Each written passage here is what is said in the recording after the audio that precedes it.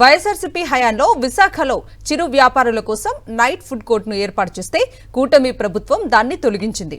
7 నెలలు గడుస్తున్నా ఇంతవరకు ఎలాంటి చర్యలు తీసుకోలేదని చిరు వ్యాపారులు ఆవేదన వ్యక్తం చేస్తున్నారు. ప్రభుత్వ వైఖరిని వ్యతిరేకిస్తూ జీవీఎంసీ గాంధీ విగ్రహం వద్ద రిలే నిరాహార దీక్షలకు దిగారు. నైట్ ఫుడ్ కోర్టు తొలగించడంతో కుటుంబాన్ని పోషించుకోలేని పరిస్థితి ఏర్పడింది అంటూ ఆవేదన వ్యక్తం చేస్తున్నారు. నైట్ ఫుడ్ కోర్ట్ బాధితులతో మా ప్రతినిధి నాయుడు మరిన్ని వివరాలు విశాఖ నుంచి అందిస్తారు. ఫుడ్ కోర్టు బాధితులు తమకు న్యాయం చేయాలని డిమాండ్ చేస్తూ జీవీఎంసీ గాంధీ విగ్రహం వద్ద రిలే నిరాహార దీక్షలు చేపట్టారు. ఈ నైట్ ఫుడ్ కోర్టును తరలించి 7 నెలలు అవుతున్నప్పటికీ కూడా తమకు న్యాయం జరగలేదని, వెంటనే ఈ నైట్ ఫుడ్ కోర్టును యథావిధిగా ఏర్పాటు చేయాలని, లేదంటే తమకు ప్రత్యామ్నాయ మార్గం చూపించాలని చెప్పి వీరంతా కూడా డిమాండ్ చేస్తున్నారు. మీ ఇంటి అద్దెలు కట్టలేకపోతున్నాం సార్, పిల్లల ఫీజులు కూడా కట్టలేదు, ఇంట్లోనే ఉన్నారండి. వాళ్ళు తీసి 7 నెలలు అయింది సార్. నేనైతే నాకు షుగర్ ఉంది, బీపీ ఉంది, మందులు కొనుక్కోకుండా అక్కడ డబ్బులు లేవండి. సార్, ఎప్పటి నుండి నైట్ ఫుడ్ కోర్ట్ అనేది ఇక్కడ ఉంది?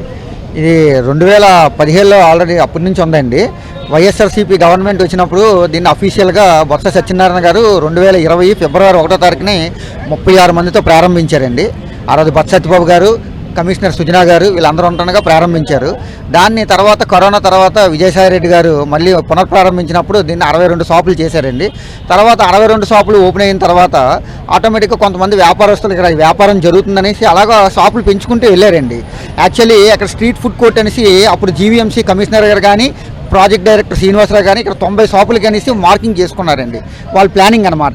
కానీ ఇది అఫీషియల్గా అప్పుడు జరగకపోయేసరికి కరోనా తర్వాత వ్యాపారాలు పెరిగారండి. ఎక్కడెక్కడి నుంచి వచ్చిన వాళ్ళు బ్రతుకుతున్నట్టు కొందరు నాయకులతో రికమెండ్ చేయించుకొని, లేదంటే కొందరు బ్రతుకుతెరువు లేని వాళ్ళు, కొందరు భర్త చనిపోయిన వాళ్ళు, వాళ్ళందరూ చేస్తుంటే మేము కూడా ఫుడ్ కోర్టు యూనియన్ అయినా అందరూ కూడా ఓన్లీ బ్రతుకుతారు కానీ ఉంటే అవి 158 షాపుల వరకు మన జీవీఎంసీ వారు తొలగించే టైంకి 158 షాపులు ఉన్నాయి.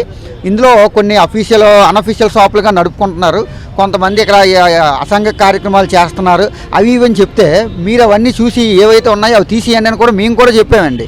ఆఖరికి తీసిన తర్వాత మేము తీయము అది ఇదని కొద్దిగా ఆ రోజు ధర్నాలు చేసి అవి చేసిన తర్వాత ఫుడ్ కోర్టు తొలగించే సమయంలో మాకు ఇక్కడ జోనల్ కమిషనర్ గారు కానీ అధికారులు కానీ మాకు యథావిధిగా అదే ప్లేస్లో ఫుడ్ కోర్టు ప్రారంభిస్తామని మాకు లెటర్ రాసి మేము వెరిఫై చేసి మీ ఫుడ్ కోర్ట్ ప్రారంభిస్తామని చెప్పారండి. తర్వాత స్థానిక ప్రజాప్రతినిధి ఎమ్మెల్యే గారు కానీ, ప్రాజెక్ట్ డైరెక్టర్ ప్రజెంట్ ఒక మేడం గారు ఒకరు వచ్చారు, ఆవిడ కానీ, జోన్ 4 కమిషనర్ గారు మాకు మీటింగ్లు పెట్టారు. మా అందరికీ మీటింగ్లు పెట్టి ఏంటంటే మీరు 158 మంది ఉన్నారు కదా, ఇందులో మీకు 96 మంది ఎలిజిబుల్ అయ్యారు, అంటే అక్కడ వ్యాపారం చేసుకుంటూ మీరు జీవిస్తున్నారు. కొన్ని వేరే షాపులు ఉన్న వాళ్ళకి ఏవో చిన్న చిన్న సర్వేల్లో తప్పుగా ఉండడం వల్ల వాళ్ళు ఎలిజిబుల్ కాలేకపోయారనేసి మాకు చెప్పారండి.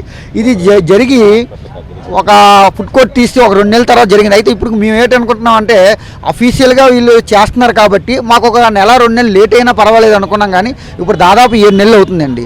దానికి ఇప్పుడు వచ్చి ఎవరు స్పందించట్లేదు. 7 నెలలు గడుస్తున్నా ఎలా గడుస్తుందని ఎవరికి అర్థం కాని పరిస్థితిలో ఉన్నామండి. తమ షాపులను తొలగించి 7 నెలలు అవుతున్నప్పటికీ కూడా ఇప్పుడు కూడా ఒక్క షాపును కూడా ఏర్పాటు చేయలేదని, తొలగించిన షాపులను వెంటనే పునరుద్ధరించాలని డిమాండ్ చేస్తున్నారని, ఈ షాపులు తీసిన ఆందోళనతో ఈఎంఐలు కట్టుకోలేక ఇప్పటికే 3 మరణించారని, మరొకరి పరిస్థితి విషమంగా కూడా ఉందని, చనిపోయిన వారిని కూడా ఆదుకోవాలని చెప్పి చిరు వ్యాపారులు డిమాండ్ చేస్తున్నారు. కెమెరామెన్ శంకర్తో నాయుడు, విశాఖపట్నం నుంచి.